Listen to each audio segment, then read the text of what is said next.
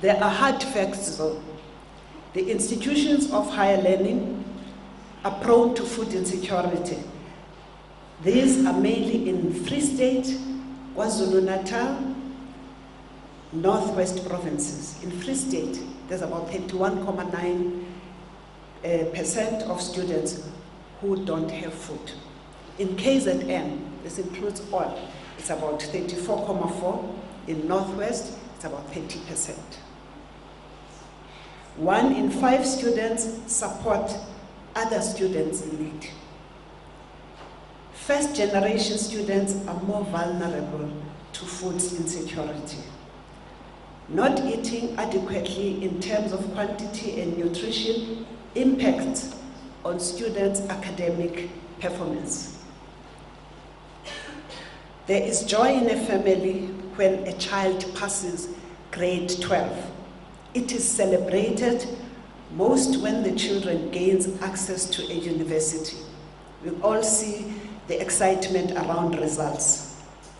Little is known of the pain that some of these young people go through to persist and survive the atrocities, scars, and pain that African students have to endure when they are at university.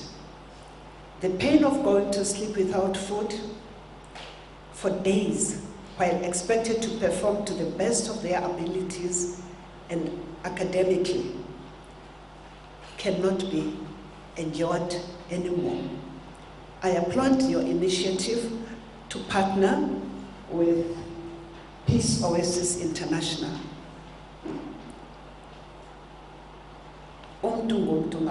I am because of others. I'll go back to this. Further, I applaud the role played by the funders of this initiative, which is not only aimed at feeding an empty stomach, but goes a long way in restoring the dignity of those affected. You don't reduce somebody by giving them food. You give them food so that they can stand up and be themselves. I've seen people say, oh, why? Why can't you pick it and give it to the person to show that you are giving it from love? You are showing love.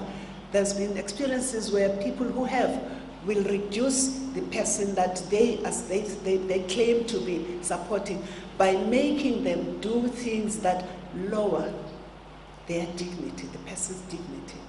We don't want that. That is not Ubuntu. When you give with your heart and bring the person up so that even though they don't have, they feel like I have because I've worked with this person has made me feel like Ubuntu. Universities are not isolated institutions from the communities and thus should not operate in isolation. We have people, we have communities. Let's reach out to the communities. If the communities are not reaching out to us, let's reach out to them, tell them and make them wake up and realize that we need them as students because we want to succeed as students.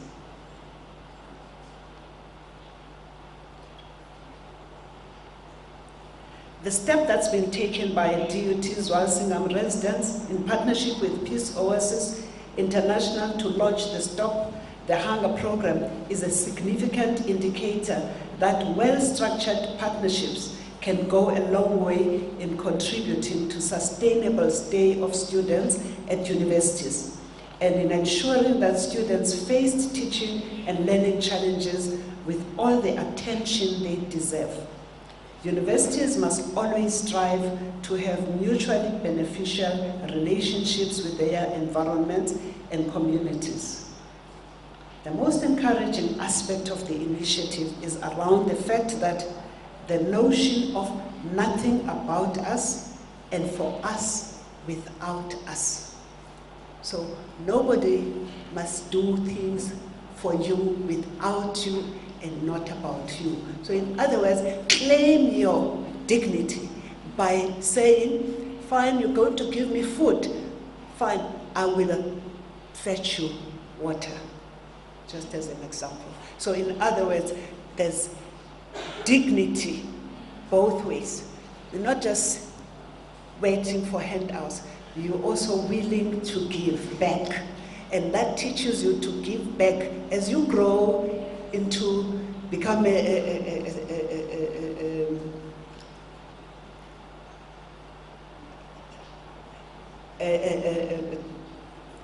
achiever, or you get a job, or you become a celebrity, whatever. Give back. Let's learn to give back. And I think this is about inviting people to plow back. The program further finds expression in Anderson's definition of food insecurity, which is captured as limited or uncertain availability of nutritionally adequate and safe foods, or limited or uncertain ability to acquire acceptable food in socially accepted ways. Further, food insecurity has 4 dimensions. Munro, in their paper titled Hunger for Knowledge, Food Insecurity Among Students at the University of KwaZulu-Natal, these 4 things were mentioned: physical availability of food, economic and physical access to food, nutritional value of food, stability of all the 3. In the South African context, the cause of academic failure and dropout in higher education has been attributed to financial or funding problems, suggesting that by implication this includes food insecurity. I make reference to the founding statement of this DUT and Peace Oasis International Partnership, as well as its objectives. Gwana indicated that universities have a responsibility to contribute solutions to domestic triple challenges of inequality, poverty, and unemployment, but also realizing global commitments such as environmental protection. But are university graduates doing this, meeting these triple challenges? Whilst the focus of Gwana was centered around universities' community engagement initiatives, Professor Ahmed Bauer, the president of USAS, a former vice-chancellor of the Durban University of Technology, said, many developing countries, including South Africa, are themselves engagement projects due to the nature of their students coming from low-income families.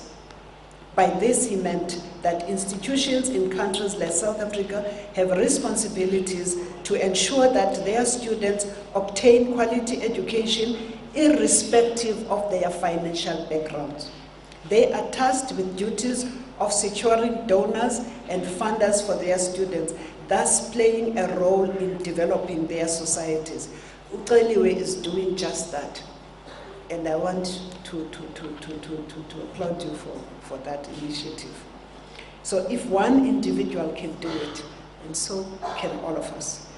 This is the initiative that the Stop the Hunger program strives to achieve, and it is related to another initiative which is called Universities Fighting World Hunger. Whilst the first seeks to address immediate need, the other is about developing sustainable ways of eliminating hunger. The emphasis of focus is on pooling resources and expertise from all academic disciplines, agriculture, business management, engineering, science and technology, as well as social sciences to find lasting solutions to the eradication of poverty. I believe the two ought to go hand in hand, as the first, although it addresses immediate need, it is, however, less sustainable than the second, which is about providing long-term solutions. Both have a place in today's launch and deliberations. I wish to congratulate the Advisory Council for putting our children first and supporting them in this program that puts people first and life first. Thank you. We pledge that this partnership and initiative takes the center stage in ensuring that it is based on smart and quality partnerships, wherein those partnerships with the needy student communities are characterized by respect, integrity, ethics, trust, and mutual benefit. I want to believe Walsingham is on the right track, and I want to congratulate you all. Thank you.